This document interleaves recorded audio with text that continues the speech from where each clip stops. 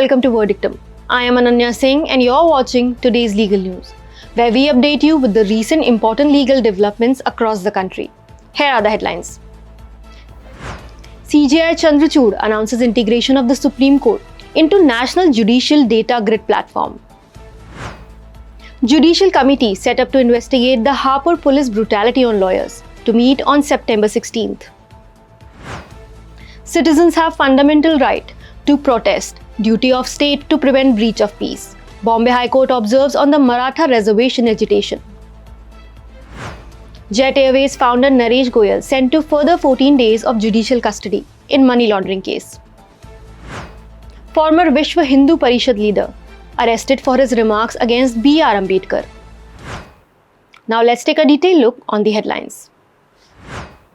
Chief Justice of India D.Y. Chandrachud today announced the integration of the Supreme Court of India into the National Judicial Data Grid platform. The NJDG is a database of orders, judgments and case details of over 18,000 district and subordinate courts and high courts. The database is updated on a near real-time basis by the connected courts. It is part of the e-Courts project, which seeks to provide easy access facility to the litigant public. The Supreme Court earlier did not fall within the purview of the NJDG, and its integration is done by the National Informatics Center in collaboration with the Supreme Court's in-house team. The CJI informed that now at the click of a button, you can see real-time info on pendency of cases year-wise, total pendency of registered and unregistered cases, number of cases decided quorum-wise. According to the CJI, the goal is to enhance transparency and accountability within the judicial system. The Judicial Committee set up by the Allahabad High Court to probe the violent incident of police brutality on lawyers in Hapur district in Uttar Pradesh will meet on September 16th. According to an official statement, Justice Manoj Kumar Gupta has been appointed as the chairman of the committee to investigate the incident that occurred on August 29th. The statement further said that people interested in taking part in the proceedings can join virtually, for which the video conferencing link will be uploaded shortly. The root cause of the incident was an alleged fabricated case being filed against a female advocate and her father, against which the Bar Association staged a protest, which led to a lathi charge by the police on the lawyers. The incident was criticized by the Supreme Court Bar Association, which also demanded a probe in the matter. And the Bar Council of Uttar Pradesh, along with the Allahabad High Court Bar Association, has abstained from judicial work in order to demonstrate protest against the incident. A division bench of the Aurangabad bench of the Bombay High Court, comprising the Chief Justice Devendra Kumar Upadhyay, along with Justice Arun Pednekar, observed that the right to protest is a fundamental right of citizens, but it expects state authorities to maintain law and order while safeguarding public health and well-being during the ongoing Maratha Reservation Agitation. The court was hearing a public interest litigation that sought directions to the Maharashtra government with regards to the lapses in law and order during the protests. The PIL raised concerns about the unrest caused by the agitation. The High Court stated that the aspirations of people in any democratic polity get expressed in various forms. However, such forms cannot be permitted to assume the character of the same being a cause of any disturbance in the society. The Marathas are staging a protest for their inclusion under the OBC category so as to claim reservation under the said quota.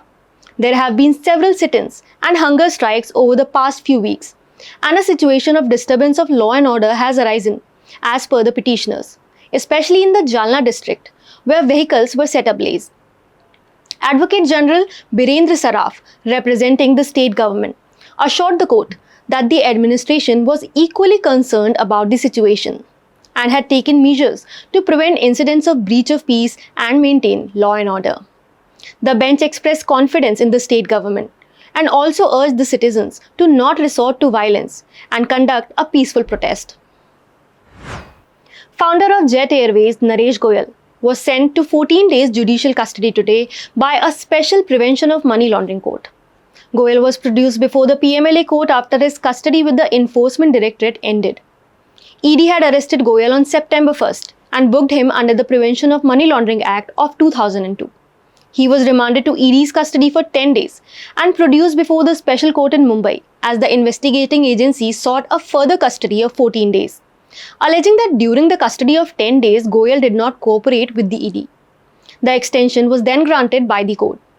Naresh Goyal was arrested in an alleged bank fraud case of Rs 538 crores and siphoning of money from India to overseas by creating a number of trusts through which he bought properties in his name and also in that of his family members living across the globe. Former Vishwa Hindu Parishad leader RBVS Manian was arrested early morning today for his allegedly derogatory remarks against BR Ambedkar.